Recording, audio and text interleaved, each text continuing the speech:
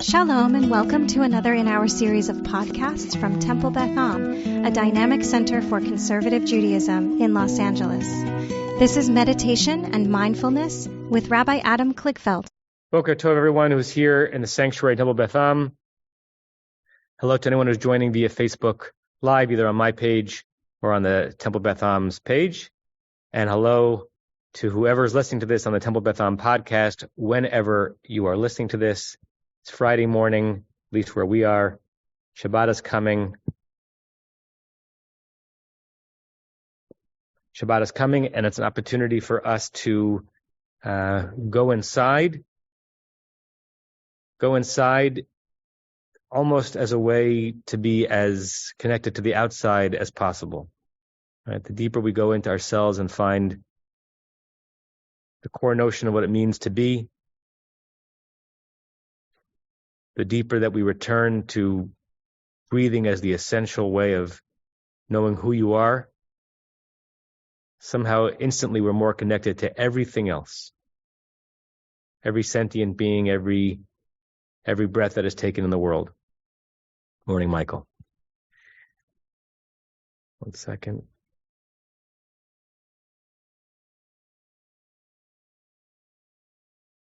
Okay. So, the piece of Torah that is going to ground this meditation comes from a reading about why the rather rare biblical word vayakhel is used in the beginning of this week's parsha. Because the content of the verse that opens the parsha is that Moshe gathered all the people, basically saying to them, this is what God has commanded you to do. To which the response could be, isn't that what Moshe says nearly every verse throughout the second half of Shemot and Vayikra? By Daber Nai Moshe Lemor, God speaks to Moshe saying, and then Moses transfers it to the Jewish people, to the Israelites. Why Vayakhel? Written from the root kahal, which means a congregation. As if to say, Moshe congregated everybody together for this message. Relying on some internal Torah math, which I'm not going to linger on, Rashi, amongst others, says, when did this take place? The day after Yom Kippur. Why is that significant? According to rabbinic tradition, Yom Kippur, the day after, is when Moshe came down from Har Sinai. In other words, revelation is over. The big moment of connecting earth to heavens was yesterday. All that Moshe and the Israelites have is the rest of their lives. The slog through the desert and the responsibility to try to listen to the words that they received at Mount Sinai. And so the message is, it's the day after the big moments in which you should be looking for a big moment. It's the day after revelation ends that you're meant to live out revelation. It's the day after the headlines that you're supposed to gather the people and gather yourself and say, okay, now what is it really I was supposed to be hearing when there was thunder and there was volume and there was something large? Today may be a small day, but today is the day I begin to live out revelation. So with that notion of mind, we'll jump into our meditation. I want to invite you to close your eyes if you have not already.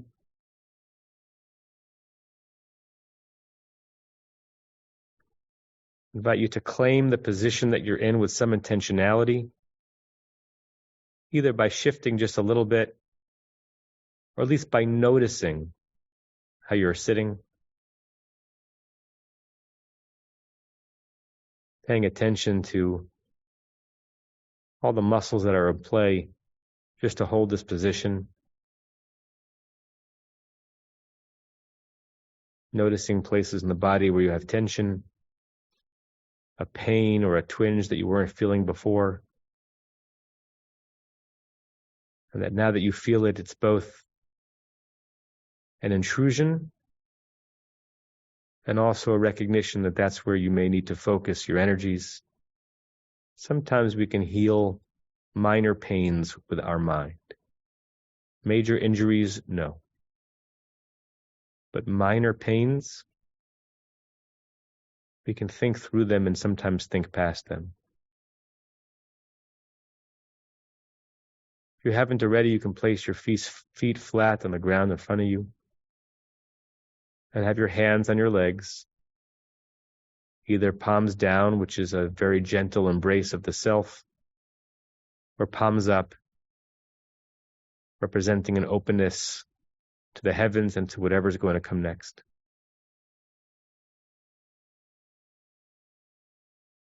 Allow yourself to descend into what we call poised rest. This is a moment in which you are very awake, maybe more awake than you've been since you woke up, very aware, very focused and alert, enormous concentration, and yet, or maybe through that, you are at rest. There's a peace settling over you.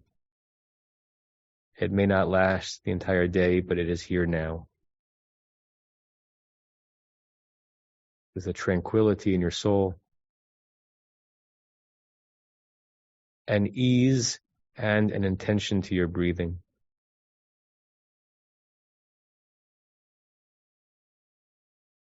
Let's start with 7 breaths, deep breaths, in through the nose, out through the mouth, the out breath being a little bit longer than the in breath, so that the breathing itself is an act of generosity to the world.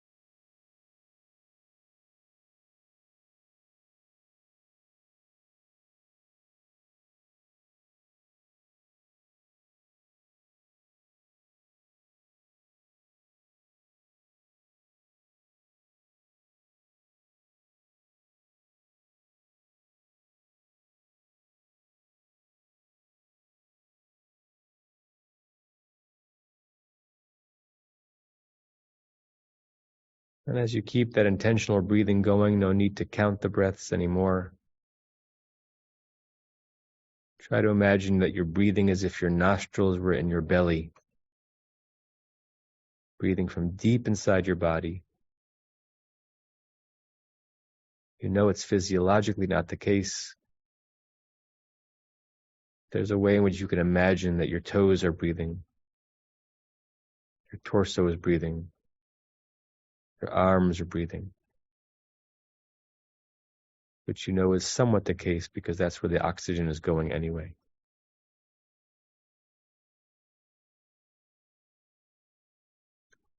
Allow your mind to do some work when I say the word revelation.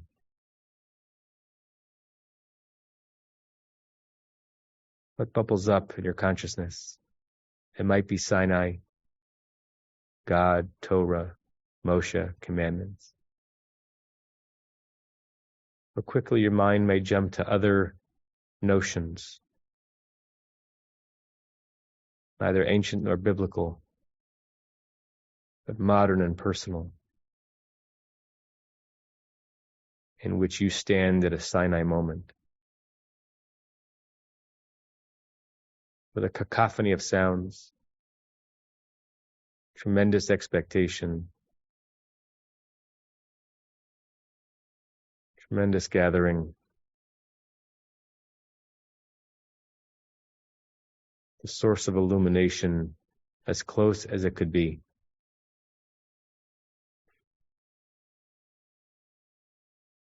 You can sense and you can feel the power and the size of this moment. Could be a relational moment with a loved one. Could be an intellectual moment a moment of profound learning. It could be a spiritual moment during which you feel that the portal to the heavens is open. But it's a Sinai moment.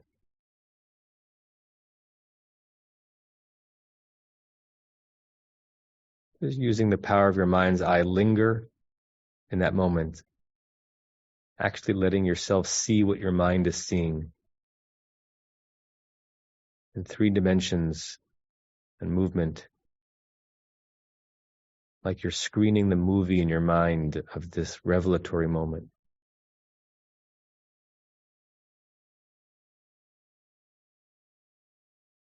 Some high point, some ecstasy, some tremendous coming together of people or ideas or wisdom.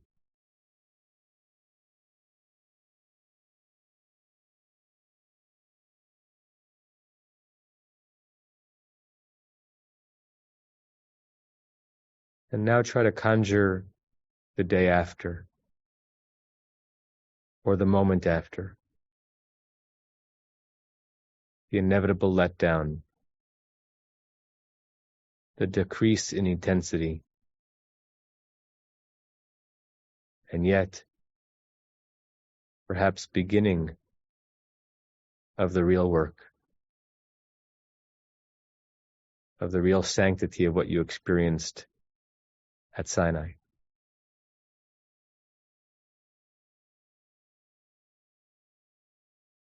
The day after the revelation is what life is about. The moment after you're at the top of the mountain is when clarity is most needed. The moment after everyone has dispersed is the moment of hakel, of gathering people back together, or gathering in your mind the most significant things that became true and clear in revelation, and which now need action, focus, determination. Revelation and the day after. Ecstasy and the moment that comes next. Chuppah and the rest of your life. Graduation and the career itself.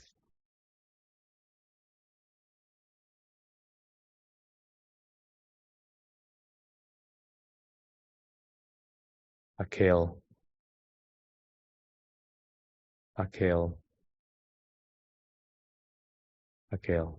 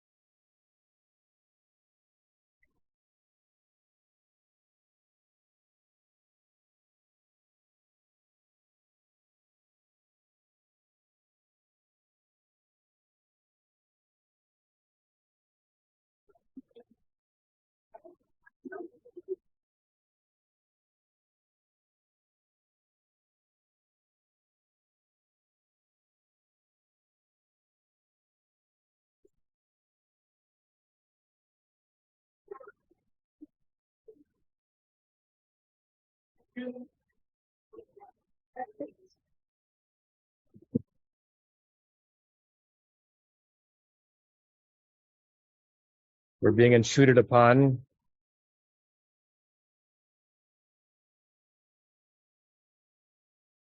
When you're ready, you can open your eyes.